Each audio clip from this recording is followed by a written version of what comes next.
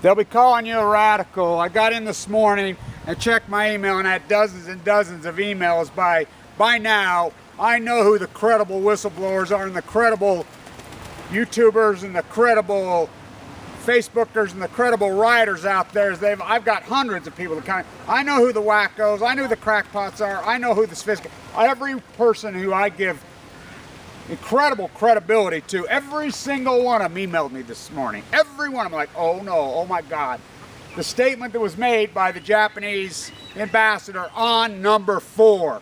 Let's talk about it. Is number 4 in trouble? Is number 4 collapsing? And why is this a big deal? What's the difference between yellow journalism and, as I call, black and yellow journalism? Look, let's talk about this. Isn't it? Absolutely, it's been in trouble from day one. It's nothing's going on. This is a dog and pony show. His Noda goes over there. He's in there and he says, oh, I've given the order to accelerate this. Accelerate what procedure?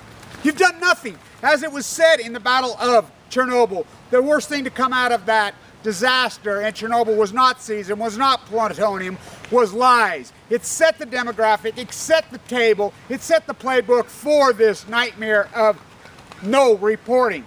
So every freelance journalist out there, as our small army, as we are digging in, trust me, every single person out there is digging in trying to verify these statements that he made. He made statements that one of the walls is sinking. We're digging in. You know, it's almost impossible, as Japan has passed laws to put people in prison for reporting out of there. The IAEA is doing everything they can to smash us down. The corporatized media, as those are the yellow journalists. If you don't believe they're yellow, just you think about the demographic and the dialogue from the last 12, 13 years as they've performed nothing but yellow journalism. Massive yellow journalism. Oh, the terrorists are getting you. Oh, we found anthrax in your town, blah, blah, blah. Oh, it's biological. You know, that is pure yellow journalism. Every one of them, CNN, ABC, NBC, CBS, Reuters, BBC, that's what they are. They are your journalists, pure yellow journalists. As what's hurt our cause, I'll tell you what's hurt our cause. As we've had the 9/11, set the table for the 3/11 wackos, the maniacs. I get people literally that email, oh, they caused this tsunami and earthquake on purpose, you fucking whack jobs. Get on. We don't need the paranoid schizophrenic in here. That's hurting our cause. As the Gundersons and the Busbys are hurting our cause because they work for the industry. So you don't know whether to trust them or not trust them. So look, is number 4. Look, let's talk about the dynamic of the reality of number 4, of all of it. As we have China syndrome going on. China syndrome is going on in 3, and somebody says, Kevin, you report 4 full core meltdowns, not 3. Oh no, I use all 4 because number 4 is probably as catastrophic, if not worse, than 1, 2, and 3, maybe combined. If that thing does fall, will it be the biggest catastrophe in the history of the world? By millions of times. Is Fukushima already the biggest catastrophe in the history of the world? By millions of times.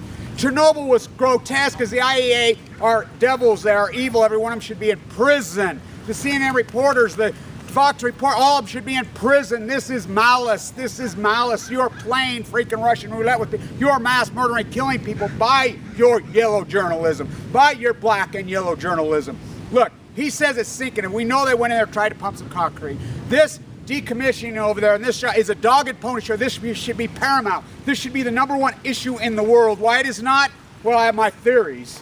Again, here's the difference we get between. As people, when I first reported this, I had people doing videos with tinfoil hats. That's the problem. You can't identify. Everything's not grouped together. One conspiracy theory versus another. This is real. This is real. This is not, we're going to freaking stand there and watch the towers fall down and say they didn't fire down. This is not saying, oh, a man-made earthquake. This is real. This is real. This is real. Nothing is being done over there because they don't know what to do. This is the epic, quintessential, classic denial on Balco. This is denial. The whole world is in denial. This is the baby boomer groom posture, dogmatic, as L.A. Spitzer says it better than anyone.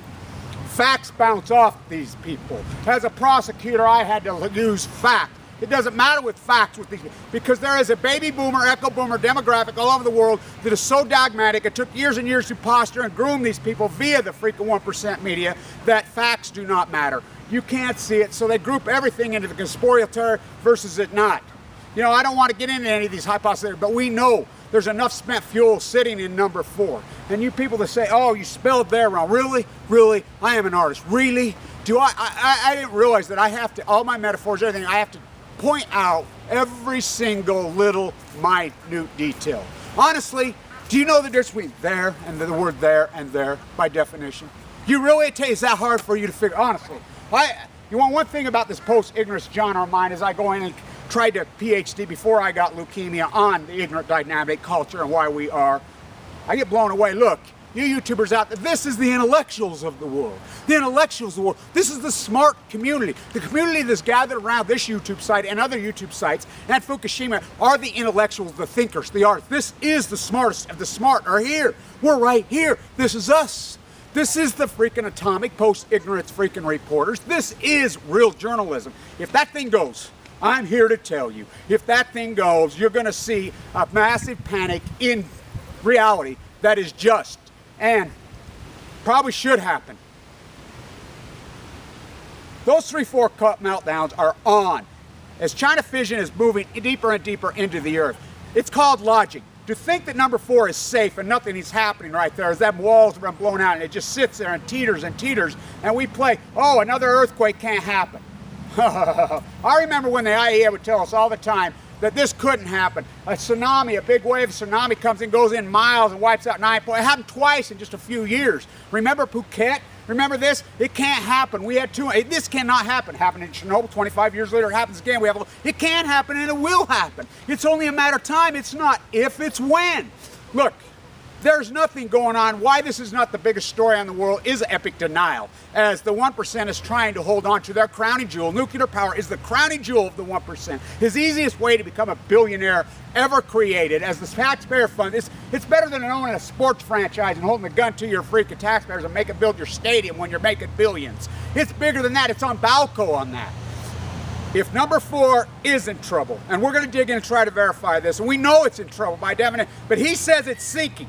Now we're digging in, we're trying to verify where he got his information, and it's sinking. I don't know who told him that, but we have plenty of cameras on there. My belief system, myself, knowing the dynamic that I've been involved in this, I think he's probably telling the truth. I think it probably is. I think it probably is in trouble as nothing's being done. If you don't believe me, the report that came out this morning, as those tapes got released, and you can listen to those guys scrambling in the first 24 hours, as simple as a generator. This went on for 48 hours arguing about a generator till a guy drove over to the hardware store and picked one up. So if you think the IAEA, by law, they have to have a plan. You think they have a plan? They have no plan.